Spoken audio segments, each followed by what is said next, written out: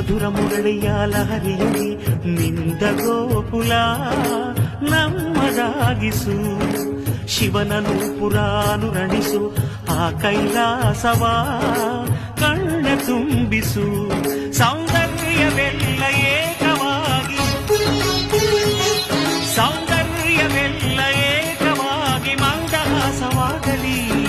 ಬಿರಿದ ಎದೆಯ ಬೆಸೆಯಲಿ ನಿನ್ನ ಪ್ರತಿಭೆ ಕಿರಣದಿ. ಅಳುವ ಆತ್ಮ ಅರಳಲಿ ಅನಂತ ಅನಂತ ಸುಖದ ತರಂಗ ಮೃದಂಗ ನುಡಿಸು.